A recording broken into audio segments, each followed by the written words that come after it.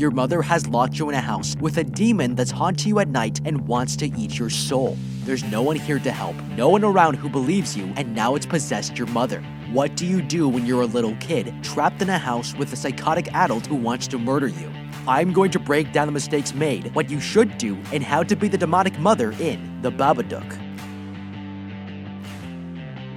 This boy is not safe. Samuel here is having terrible nightmares and thinks there's an evil monster living in his closet, but his mother Amelia doesn't believe him. Together they search his room and find nothing, but the boy isn't convinced. She tells him to pick a book off the shelf to read him a bedtime story, but he brings her a strange blood-red cover that she's never seen before and has no idea where it came from. The story is about a demon called the Babadook, who will enter your house, hide in your closet, and haunts you in the night when you're in bed. The kid starts to panic, worried that he'll be attacked in his sleep, and the mother has to read another story to help him forget. But she doesn't realize that as soon as they opened the book, they were doomed. Okay, something is seriously wrong here. When a creepy children's book about a demon that eats your soul has magically appeared on your shelf and you know it's not yours, you need to get rid of it immediately. This kid is already horrified that something is haunting him, and now we have a book that almost proves something supernatural is going on here, so we should be taking this kid's nightmares a lot more seriously. First of all, this thing has no ISBN number or publishing information on it, so it didn't come from a bookstore. Considering the fine artistry of the drawings, the skill it takes to make a pop-up book, and the horrifying subject matter, there's almost no chance it was made by someone they know. The fact that it's a kid's pop-up book and threatens you in rhyme makes it even more horrifying. And I've seen way too many horror movies where you invoke demons by reciting words. I wouldn't be taking this lightly, and even if you don't believe in demons, there are enough red flags here to at least close the book to protect the kid and start doing research. Now, according to folklore, it's classified as a demon, which means it's a highly intelligent being and has been around forever. It can shapeshift and feeds off your fear and grief. The more miserable you are, the more powerful it gets until it possesses and eats your soul. Its name in Hebrew means he will come, and it also cannot be destroyed. This is not the kind of thing you should underestimate, and there's no way I'm keeping this book in my house. Even if it's all made up nonsense, I'm not interested in taking these kinds of risks, so instead of placing it above the closet, I would leave the book in front of someone else's door. Destroying it would be a natural instinct, but if it's real, it's better not to risk making it mad at you. The better move is to find a family you don't like and leave the book in front of their doorstep and move on with your life. Maybe we won't have to attend our neighbor's stupid barbecue birthdays anymore, and it's a win for everyone else in the neighborhood too. The next morning, the mother is woken up by a loud noise. She runs downstairs and finds her son wearing a catapult strapped to his back, just as he launches a cricket ball straight through a window. He built it to fight off the monster in his room, but when his mother dresses him for school, she tells him to stop talking about the Babadook. Later that day, the mother goes to pick up her son from school, but the principal asks to meet with her. She finds out the boy brought a homemade crossbow to class and nearly hurt someone. He's been a danger to his schoolmates and needs to be removed from the others with a private teacher to supervise him. Offended, the mother quickly decides to pull her son out of the school, and they try to convince her out of it, but she's made up her mind. She thinks she's protecting her son, but this is exactly what the Babadook wants, and she's playing right into his hands. She joins her sister Claire at the park and makes plans for the kid's birthday party while her son plays by himself near the swing set. The mother finds out that her niece doesn't want to have a joint celebration with her son this year, and her sister suggests she celebrates the kid's actual birthday, but she can't. It's the same day her husband died in a car crash, and she's doing everything she can to not think about it. Okay, that's some heavy emotional baggage, and I sympathize, but choosing this scary-looking book when your kid is already having nightmares doesn't just make you a terrible mom, but it's also about to ruin their lives. If I was 6 years old, right about now, I'd be wanting to play some Pokemon or watch SpongeBob, not play Jump Scare the book with my mom. These two need to relax, turn their brain off, and have some fun. And right now, only one game can save them, because just like they're not expecting their lives to be overtaken by a pop-up demon, you're not expecting Raid Shadow Legends, because this game is literally going to save their lives. While this kid's mom wants him to act normal and leave her alone, the best way he can prepare for war without getting caught is by training while playing a game that has millions of players, gorgeous graphics, and dozens of tough bosses. Use my links below to download Raid yourself to your mobile phone or PC. He should join the entirely new playable Shadowkin faction. They've been under the brutal heel of the demon spawn for the last several hundred years. Only in the past few months have they overthrown their ruler Siroth, so we need to learn from them what we can. Especially Jintaro, Oboro, Fnatic, and Conscript, who are my personal go-tos for obvious reasons.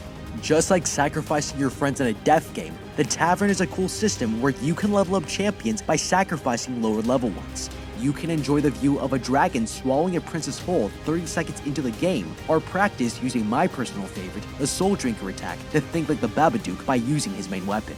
And this month, Raid's releasing 11 amazing new champions, and if that's not enough, they're also adding 5 tough new levels to almost every single dungeon in the game. So kick back, relax, and use my link in the description to download Raid so you can summon awesome champions and play demons to beat your demons.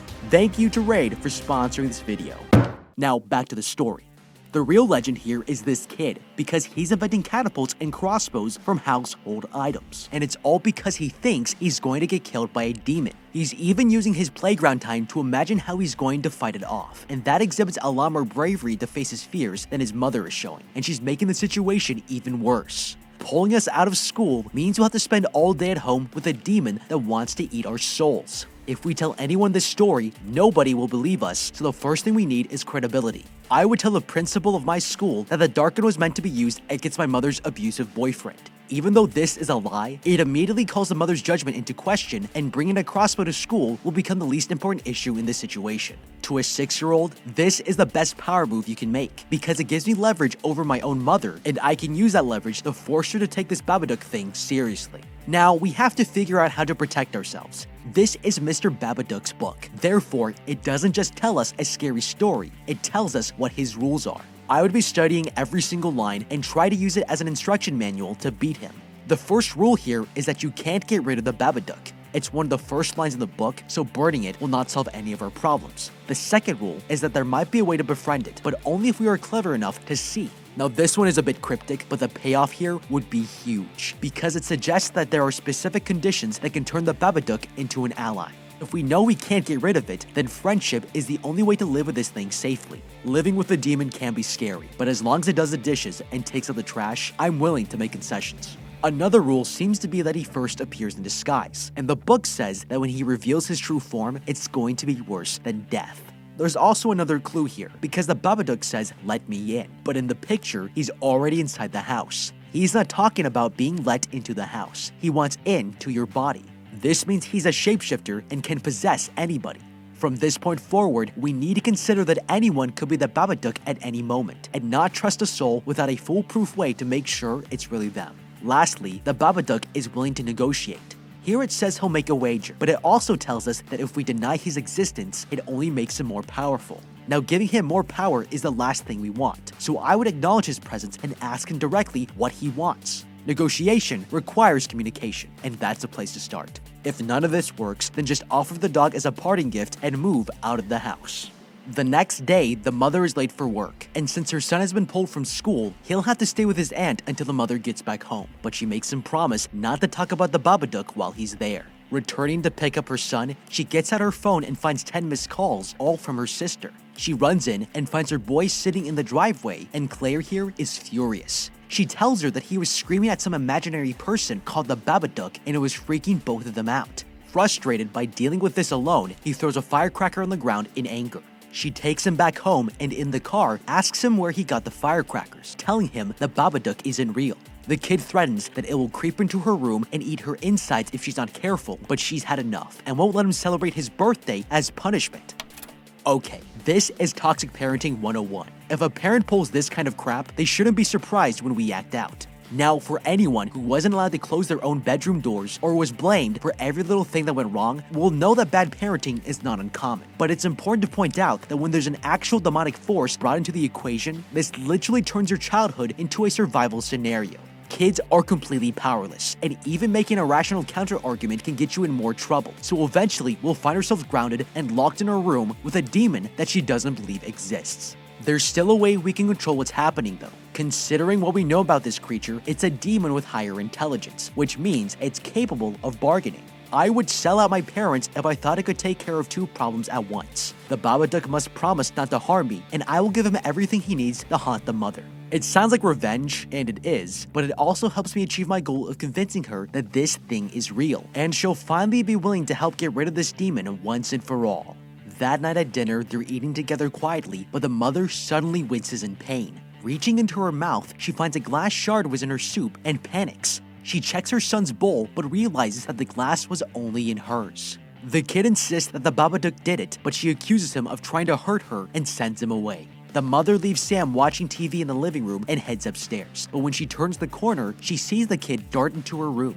Walking through the door, she looks around and there's no sign of him anywhere, but on her bed she finds the very same photo from the basement and it's been vandalized.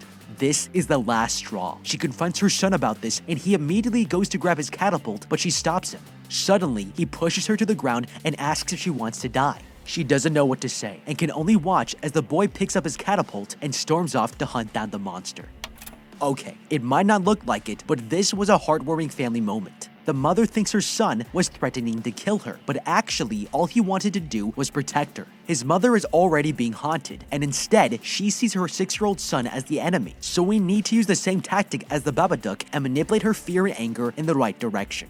The best way to do this is by gaslighting her, to drive her mental instability out into the open in front of others. She already thinks it's our fault, so we might as well take it to the limit and see if she cracks. I would bang on her door in the middle of the night, move things around the house, and turn the TV on at max volume to make a stronger impression that the house was haunted by a more conventional ghost. As long as we don't get caught, it's going to scare her enough to confront the issue, and she might either investigate the paranormal activity or be too afraid to stay and sell the house. If she doesn't, then the neighbor will be able to see how the mother is getting worse, and this woman would just love any excuse to meddle.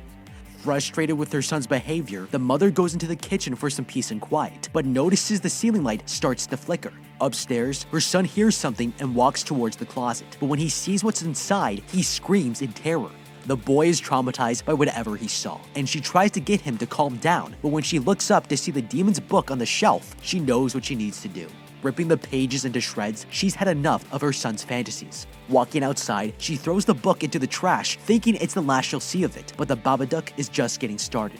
The next morning, the mother hears a knock at the door, but when she opens it, she looks down and is shocked to find the Babadook's book on her doorstep. Taking it inside the house, she flips through the pages and discovers they've been put back together. This time the story is speaking directly to her, as she finds pictures of her killing the dog, strangling her son, and ending her own life. Afraid to read any further, she takes it outside where she pours gasoline over the book and sets it on fire right in front of Sam. But it's already too late, because the Babadook isn't done with them yet. They go to his cousin's birthday party and everyone is having a good time except for Sam. He's still terrified of the Babadook and hides in the corner of a treehouse. His cousin finds him and mocks him for not having a dad and that no one wants him. This was one step too far. Furious, he pushes her out of the treehouse and she breaks her nose from the fall. He's causing trouble again and has given his mother one more reason to hate him. Leaving the birthday party, his mother breaks down and yells at him to just be normal.